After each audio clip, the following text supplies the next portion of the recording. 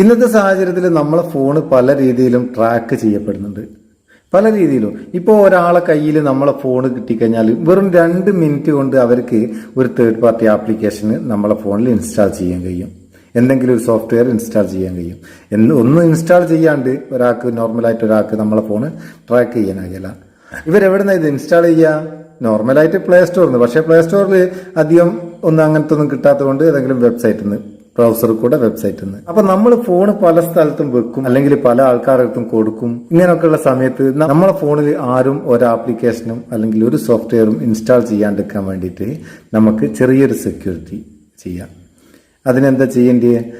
നമ്മളെ ബ്രൗസർ അല്ലെങ്കിൽ play സ്റ്റോറൊക്കെ block ചെയ്യാം. അതായത് നമ്മൾ എവിടെയെങ്കിലും വെക്കുന്നേരം അല്ലെങ്കിൽ ആരെങ്കിലും ഫോൺ കൊടുക്കുന്നേരമൊക്കെ ഇൻസ്റ്റാൾ ചെയ്യപ്പെടാൻ സാധ്യതയുള്ള ഭാഗമൊക്കെ നമ്മൾ ബ്ലോക്ക് ചെയ്യാം. ഉദാഹരണത്തിന് പ്ലേ സ്റ്റോറിൽ നിന്ന് ഒരു ആപ്ലിക്കേഷൻ ഇൻസ്റ്റാൾ ചെയ്യാണ്ടിരിക്കാൻ വേണ്ടിയിട്ട് പ്ലേ സ്റ്റോർ അവിടെ ബ്ലോക്ക് ചെയ്യാം.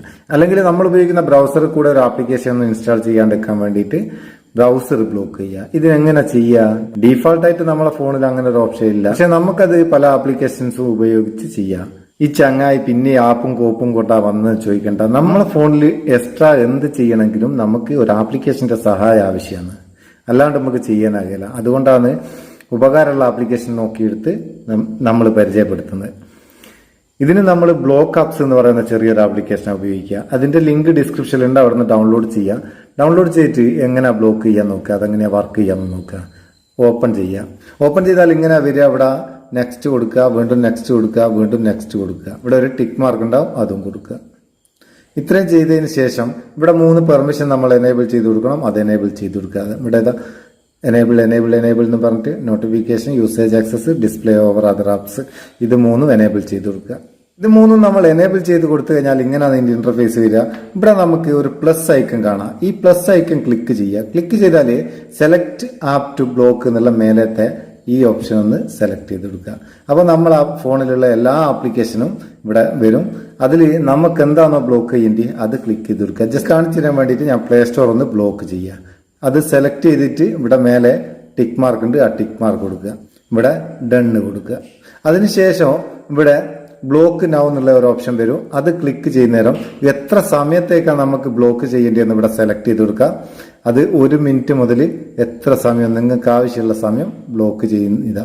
ഞാനിപ്പോൾ ജസ്റ്റ് കാണിച്ചു തരാൻ വേണ്ടിയിട്ട് ഒരു മിനിറ്റ് സെലക്ട് ചെയ്തിട്ട് ബ്ലോക്ക് നൗ കൊടുത്ത് അതവിടെ ബ്ലോക്കായി. ഇനി നമ്മൾ പ്ലേ സ്റ്റോർ ഒന്ന് തുറന്നു നോക്കുക.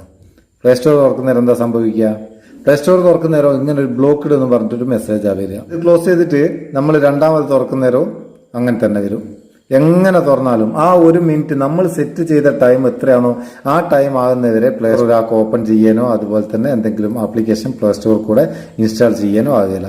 ഇതുപോലെ തന്നെ നമുക്ക് നമ്മൾ ഉപയോഗിക്കുന്ന ബ്രൗസർ ഇപ്പോൾ ഞാൻ ഉപയോഗിക്കുന്ന ക്രോം ബ്രൗസറാണ്.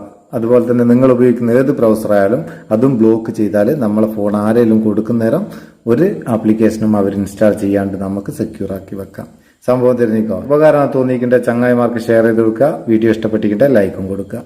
ലൈക്ക് മറക്കണ്ട, നമുക്ക് ബൂസ്റ്റ് അത്. നമുക്ക് അടുത്ത വീഡിയോയിൽ നല്ല സെഗ്മെന്റ് കാണാം. നിങ്ങളെ സ്വന്തം Muthoos Meppayur. Thank you so much.